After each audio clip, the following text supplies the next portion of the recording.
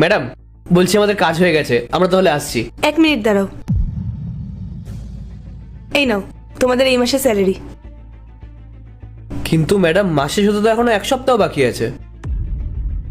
হ্যাঁ, আসলে আমি 2 সপ্তাহের জন্য একটু বাড়ি যাচ্ছি, তাই তোমাদের মাইনেটা আগে থেকেই ক্লিয়ার করে দিলাম। আর হ্যাঁ শোনো, যেহেতু আমি এখানে থাকছি না, তোমরা একটু এই দিকটার খেয়াল রেখো। হ্যাঁ হ্যাঁ, আপনি কোনো চিন্তা করবেন না, আমরা আমাদের কাজ সততার সাথে করব। আচ্ছা শোনো, 1 জানুয়ারিতে তোমরা ছুটি নিয়ে নিও, আর এদিকে সামনে একটা ব্যানার লাগিয়ে দিও যে ওই দুদিন কাজ ছুটি থাকবে। আপনি এখনই চলে যাবেন? হ্যাঁ, আর কিছু হিসেব বাকি আছে, সেগুলো করেই বেরিয়ে যাব। আচ্ছা ঠিক আছে, সাবধানে যাবেন, আমরা আসি। হুম।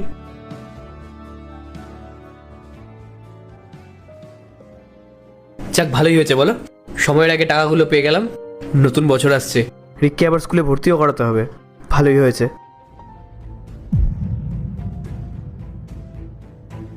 এই দেখো তোমার কাছে কত টাকা আছে, গড়ো তো। হ্যাঁ, এ কি, এখানে তো 13,000 টাকা রয়েছে, কিন্তু আমার মাইনে তো 8,000 টাকা। হ্যাঁ, আমার তো এখানে 15,000 টাকা রয়েছে। আমার তো মাইনে 10,000 টাকা, 5,000 টাকা এখানে বেশি রয়েছে। কিন্তু ম্যাডাম আমাকে 5,000 টাকা বেশি কেন দিল? কোথায়, আগে তো এরকম কখনো হয়নি। আমার মনে হয় উনি হয়তো ভুল করে দিয়ে দিয়েছেন। আরে ভুল করে হলে তো একজনকে দিত, আমাদের দুজনকেই কেন দেবে? এক কাজ করি, আমরা গিয়ে ওনাকে টাকাটা ফেরত দিয়ে আসি, চলো। আরে দাঁড়াও, কোথায় যাচ্ছ তুমি? তুমি একবার ভেবে দেখো, সামনে নতুন বছর আসছে, রিককে স্কুলে ভর্তি করাতে হবে, পাওনাদাররা টাকা পায়, তাদের টাকা দিতে হবে, অনেক খরচা আছে। শোনো, উনি বড় লোক, ওনার যদি 10,000 টাকা বেশি চলে যায় তাহলে কিচ্ছু যায় আসবে না।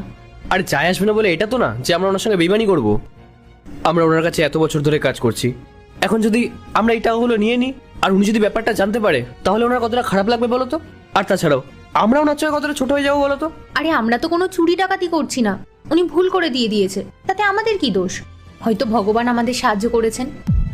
না, তুমি দেখো, আমরা এতদিন ধরে ওনার কাছে সততার সঙ্গে কাজ করে এসেছি, আর এখন মাত্র 10,000 টাকা বেশি পেয়ে গেছি বলে ওনার সঙ্গে আমরা বেইমানি করব? না, এটা কখনোই হতে পারে না।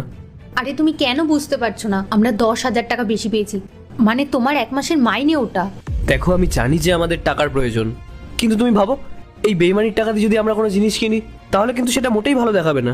আমরা একটা কাজ করি, যে বাড়তি টাকাটা আছে আমরা ওনাকে গিয়ে ফেরত দিয়ে দিই, চলো। ঠিক আছে, আর কি করা যাবে, তুমি বলছো যখন, চলো। এ কি, ম্যাডাম কোথায় গেলেন? তুমি কি এখনো বুঝতে পারছো না? স্বয়ং ভগবান আমাদের অসহায়তা দেখে আমাদের সাহায্য করেছেন।